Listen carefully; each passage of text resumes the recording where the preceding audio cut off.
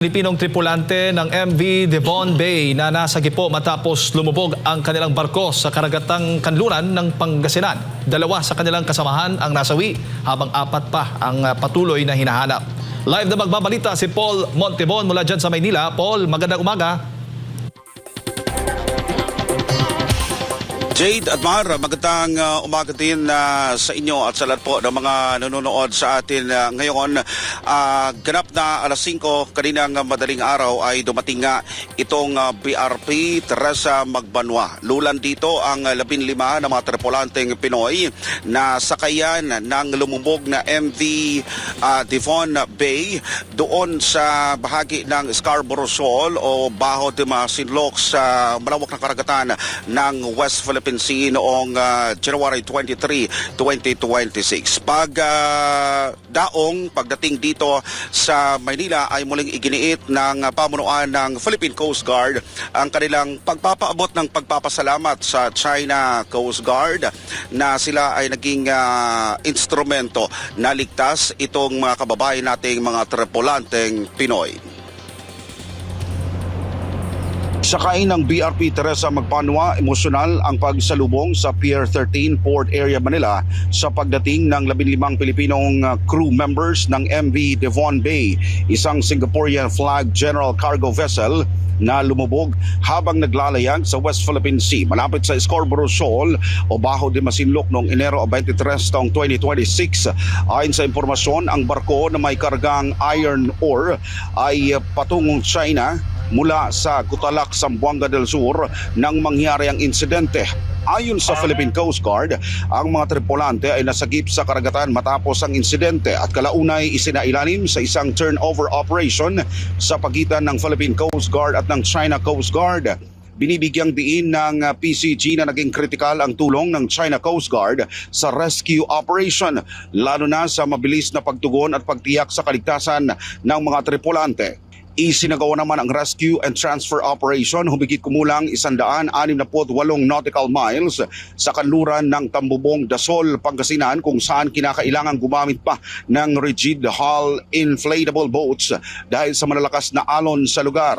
Agad na nilapatan ng paunang lunas gaya ng blood pressure check-up, pagkuha ng vital signs at iba pang first aid treatment. Makikita rin sa video ang malalim na emosyon ng mga tripulante kasabay ng kanilang pasasalamat sa China Coast Guard. 2 sa mga tripulante ang kumpirmadong nasawi at isinailalim na sa isang tamang disposisyon sa pakipag-ugnayan sa kanilang mga pamilya at mga kinauukulang ahensya. Tinurn over na po natin sila. Ginawa muna natin yung proseso.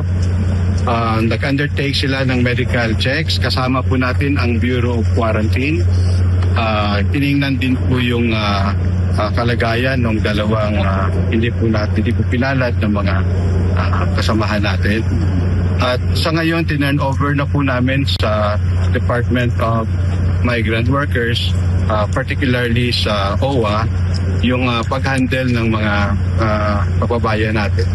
Yung 2 katawan naman po ay ang Bureau of Quarantine. Sa kabila naman ng matagumpay na rescue, nagpapatuloy pa rin ang search and rescue operations para sa 4 na nawawala pang Pilipinong crew members sa panguna ng BRP Cape San Agustin at ng PCG Islander Aircraft. Sa pagdating ng mga nasagip na tripulante, muling iginiit ng Philippine Coast Guard ang kahalagahan ng international cooperation sa mga insidente sa dagat kung saan ang pangunahing layunin ay ang kaligtasan ng buhay anuman ang nasyonalidad. Kahit doon sa laot yung mga barko natin na involved sa rescue operations na ito ay nagpaabot na rin ng ating pasasalamat sa ating kapwa Coast Guard. Sa kanilang pagtugon, sa kanilang responsibilidad bilang Coast Guard na mag-render ng search and rescue. Saan mang dako ng mundo, hindi natin pinag-uusapan po ang teritoryo, hindi natin pinag-uusapan jurisdiction.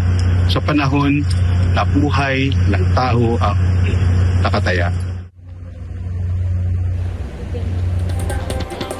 Alright, Jade and Admar, kanina sa panayam natin kay Admiral Ronnie Gavan, ang commandant ng Philippine Coast Guard, ay kanilang nilinaw na sa pagkaoras ng mga insidente sa malawak na karagatan dito sa ating bansa ay isinasantabi itong yung usapin ng teritoryo, usapin ng agawan sa iba't ibang mga isla dito sa ating bansa, lalong-lalo na dyan sa West Philippine Sea, dahil yan naman daw ang trabaho ng Coast Guard, anuman ang rasa. Sa ngayon, nagpapatuloy pa rin ang search and rescue operations ng mga otoridad kasama na itong mga experts ng Philippine Coast Guard.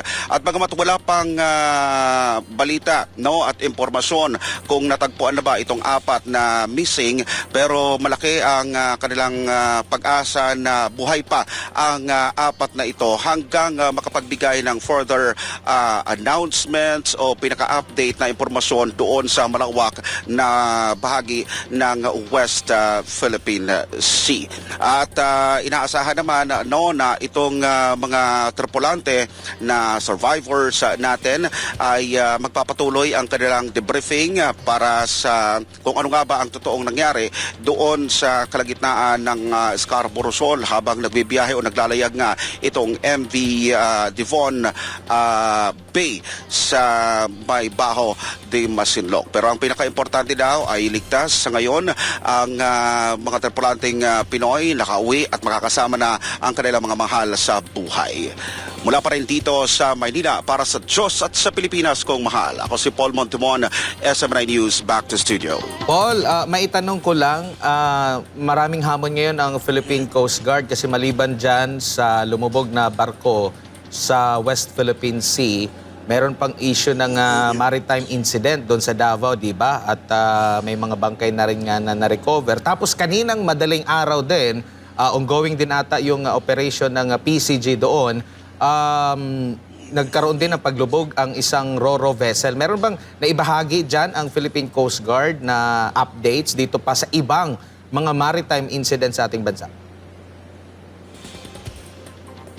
Ang Zamboanga at sa bahagi ng Davao del Sur ay patuloy na minomonitor daw ng pamunuan ng Philippine Coast Guard kasama na ang kanilang mga district units ng Philippine Coast Guard. Sa ngayon, para daw maiwasan itong mga insidente ng paglubog ng mga barko, mga maritime incidents natin ay patuloy na makikipag-ugnayan ang pamunuan ng Philippine Coast Guard mula dito sa kanilang central headquarters doon sa mga districts, sa mga units nila, pagpapaalala lalong-lalo na sa navigational na mga paglalayag ng mga Pilipino natin, ng mga seafarers natin, mga mangingisda man natin, at tuloy-tuloy naman daw ang isa sa mga patuloy nila na gagawin daw itong kanilang visibility at pagpapatrolya sa malawak na karagatan na sumasakop dito sa ating bansa para maiwasan at agaran na mabigyan ng responde